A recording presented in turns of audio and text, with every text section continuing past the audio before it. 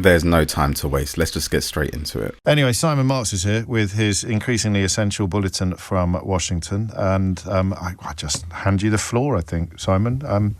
No prizes for guessing what's going to lead the conversation. Well, we're all over the map still, James, and the White House apparently is stung by the fact that so many of the president's normally ardent supporters are finding fault with his strategy-free war of choice against Iran. And we're now at the point where even last night, the President of the United States engaged in such a total U-turn that he took to his own social media feed to argue that there's nothing inherently wrong with forever wars. He was trying to explain to his followers why people like Tucker Carlson are wrong when they say that this war is going to prove to be a real problem because it's going to deplete American munitions stockpiles very quickly, and that the defense industry here is not in a position to replace them as rapidly as the President of the United States may need, not least, of course, because the United States has sent so much weaponry to Ukraine. So Donald Trump on his Truth Social last night says the United States munitions stockpiles have, at the medium and upper medium grade, never been higher or better. We have a virtually unlimited supply of these weapons.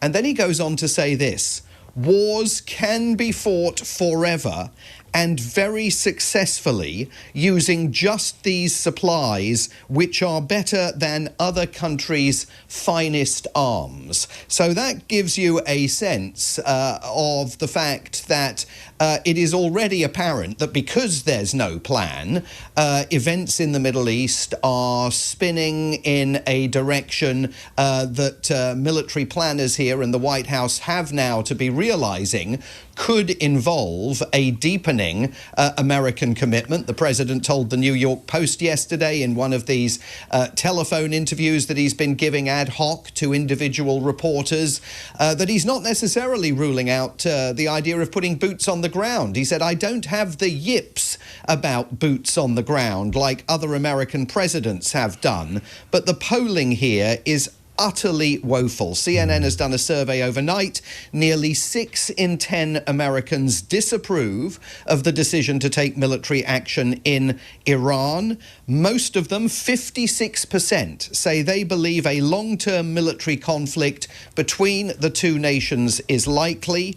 Only a quarter, 27%, believe that the United States made enough of an effort at diplomacy with Iran before using military force, and 39% say the US did not try hard enough at using diplomacy first. So he's got a massive sales job, and it gets more complicated by the hour because of the shifting sands in the administration's story. And most dramatically, late yesterday afternoon here, Secretary of State Marco Rubio finally broke cover and spoke to reporters and revealed that the United States' hand in Iran and the decision to go to war had essentially been forced by the Israeli Prime Minister Benjamin Netanyahu. As you and I were talking about on this program yesterday, we were discussing whether it was possible that the Israelis had said, "We're going in, you got to come in with us." To which, of course, the United States could have said, "We're not coming in with you." Well, Secretary of State Marco Rubio clarified yesterday that the Americans absolutely did go in because Benjamin Netanyahu was about to go in. Let's take a listen. The imminent threat was that we knew that if Iran was attacked, and we believed they would be attacked, that they would immediately come after us. And we were not going to sit there and absorb a blow before we responded.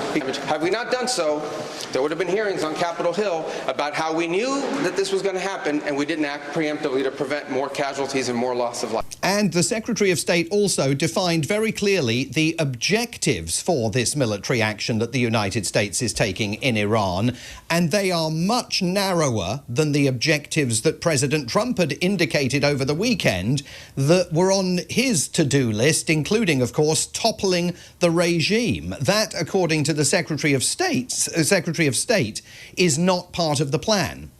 Our mission and our focus is the destruction of their ballistic missile capabilities and their ability to manufacture them, as well as the threat posed by their Navy to global shipping. That's our objective.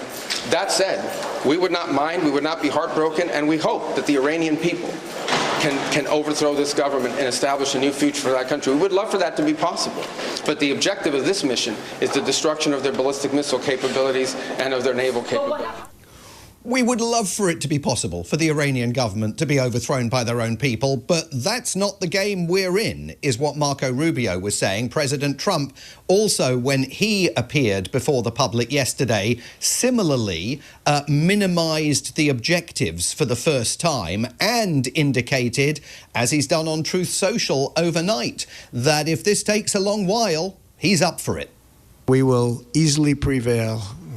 We're already substantially ahead of our time projections, but whatever the time is, it's okay. Whatever it takes, we will always, and we have right from the beginning, we projected 4 to 5 weeks, but we have capability to go far longer than that. We'll do it. Whatever somebody said today, they said, oh, well, if the president wants to do it really quickly, after that he'll get bored. I don't get bored. There's nothing boring about this. Nothing boring about this, especially if you're a military family wondering about the safety of your loved ones in the region. And I think the most astonishing takeaway from all of that is the extent to which Benjamin Netanyahu, the Israeli Prime Minister, has been in the driving seat of all of this. And that news goes off like a depth charge beneath Trump's base. Why? Just remind us why it is such a potentially damaging revelation from Rubio. And did he let it slip accidentally? Or, I mean, is he just not very good at this diplomacy lark? No, there was reporting going on all day, and indeed there's a big piece in the New York Times that's been published in its Tuesday edition explaining what had been taking place behind the scenes, yes, with apparently at some points the Americans saying to Benjamin Netanyahu earlier in the year, we're not ready to go yet. And so Benjamin Netanyahu had, as we surmised, been putting pressure on the Trump administration to do this. And we know that there was internal disagreement from that New York Times piece, with Vice President J.D. Vance initially not supportive of the idea to take military action, but then saying to the president and to the national security team, if we're going to go in, we need to go in hard and fast, you know, hot and heavy, and get this done.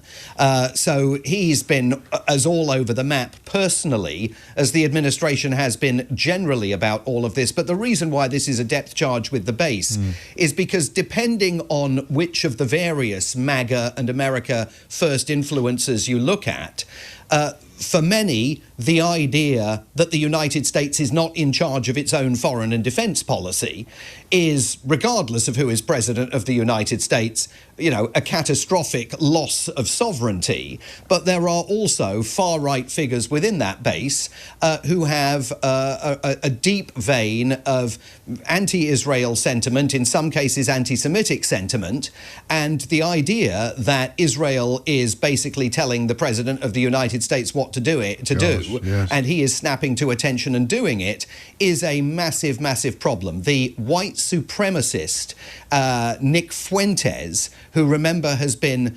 who has dined with President Trump at Mar-a-Lago in the past, went way off the reservation even for him last night and called for the Trump administration to be taken down because of these revelations of the extent to which the President of the United States appears to have capitulated to an Israeli Prime Minister. Good Lord. He didn't sound well. If that had been Joe Biden, then there'd be front-page stories about his mental acuity. But it's not just mental health that Donald Trump appears to be struggling with at the moment. No, and of course, if any of this had been about Joe Biden, I mean, just look at the botched withdrawal from Afghanistan and look at the way in which the Trump team was responding to that. If any of this had been about Biden, Republicans would be on their feet baying. Yesterday, as you know, for weeks, Donald Trump has had this unexplained bruise on the back of his hand. I say unexplained. I mean, they've offered, again, shifting explanations for it, but none of them standing up to scrutiny. Now, suddenly, he has some kind of scarring on the back of his neck, that is being treated with some form of ointment. So as soon as those pictures emerged yesterday, social media calls were going out to doctors to see if they could explain what it is. It is fresh evidence of the fact that there are physical issues that the White House does not appear to have been honest or accountable about with the American people. I mean, with the back of the hand, we were told, first of all, it was because he shakes so many hands. Right. Then he said that another bruise was because he bashed himself on the side of a table. But what is going on with the neck, we do not know. Good Lord. It's odd that, because I heard the owner of Newsmax being interviewed on the BBC recently, and he explained that he believes Donald Trump should leave his body to medical science because he's such an unprecedented example of human magnificence, or almost like a sort of superhero in mortal guise. But so I know we may hear more about that. Do you want to play a game? Go on. That's a no. I haven't had my breakfast, but go on. Which British politician said this? I'm not in favour of military action against Iran. I want UK troops in fewer wars. I'm going to go with Nigel Farage. Oh, you're so good at this. And of course, the point being, he said that when the American president was black, not orange. So funny how the wind changes. Simon Mark's always brilliant. In fact, I wasn't expecting you to get that right, but he must have been perhaps looking at the same archaeologists of social media activity that I've been looking at. Simon, I have a feeling we'll catch up. If not tomorrow, then certainly before the end of the week. So Marco Rubio just accidentally confirmed what a lot of us suspected. The US didn't decide to attack Iran. Israel decided to attack Iran, and the US tagged along, because Netanyahu was going in with or without them. Think about that. The America First president launched a war because a foreign leader told him to. And now Trump is on Truth Social arguing that actually forever wars are fine because America has, and I quote, virtually unlimited munitions. This is the same guy who got elected calling forever wars the biggest mistake in American history.